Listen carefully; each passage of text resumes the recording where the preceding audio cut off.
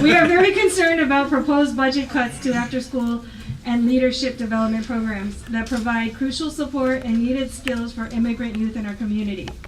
What will you do to prioritize the needs of this vulnerable and important part of our community?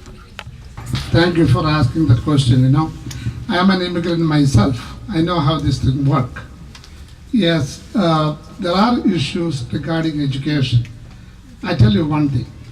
When I'm going to get elected, I'm going to pay 7% of my income I'm making as a city council member, going to give to the students, whoever come up with the idea to give education for the kids, pre-kindergarten kids.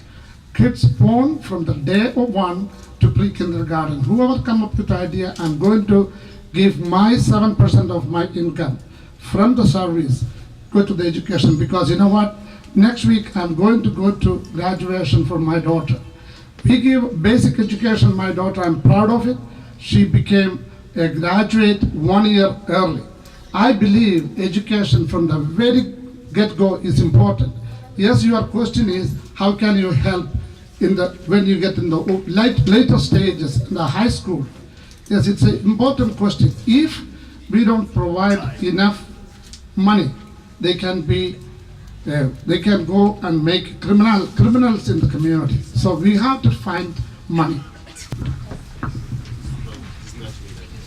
Thank you for that question. I think it's very good. I am not an immigrant. My family has been in this country for over 100 years. I'm actually German, Mexican, and Ukrainian. Although I consider myself a Mexican American, I'm officially a mutt. A little bit of everything, which works okay, at least for me. Education, I think, is extremely vital, and it's a little bit too easy to say that you're going to stop the cuts to education. What you have to do is that you're going to have to look at what cuts are out there and try to figure out how it's going to work. And you need to sit down with the principals, and you need to sit down with the parents, and you need to sit down with the kids as well to find out what they're learning and to figure out how we are going to be able to work it with the budget cuts. Because there are going to be budget cuts. And for someone to come up here and say that, we're not going to agree to the budget cuts, it's just not going to work. Thank you. But I think education is extremely important. It's extremely important to be able to work on it, and we're going to have to be able to put everyone at one table and figure out how we're going to be able to get through the budget cuts. Time.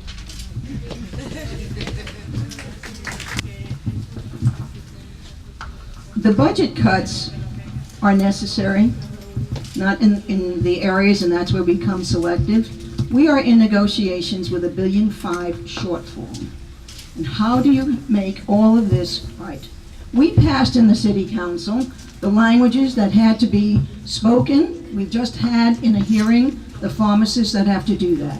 What have we done for education that we keep, one, who on where the teachers are, the schools that are having extracurriculum activities within the classroom and after school, because school doesn't end at 3 o'clock and it shouldn't, because the day, to fill that day with all of that is necessary. But how do we make the cuts? That is a challenge that we have in the city council.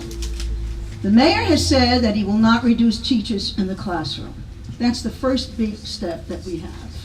The second step is that we look clear across the board, and you cannot say we're cutting 10% or 5% or 4% clear across the board. Every single item has to be dealt with fairly and reasonably. There should be no cuts for kids. Thank you. We'll look more. Primero, yo quiero decir que durante el día yo soy un maestro en una escuela pública en Sunnyside y el presidente de la asociación de padres de mi escuela, Belkis Morales Berneo, está aquí esta noche y nosotros sabemos mucho esta lucha que tenemos que luchar. Nosotros tenemos en mi escuela un after-school program que es muy importante. I said that we have an after-school program in the school that I teach in, and I've been a teacher for 25 years in the New York City public school system. And we've had to fight for an after-school program in my school as well. I think that what we have to do is reprioritize our funding.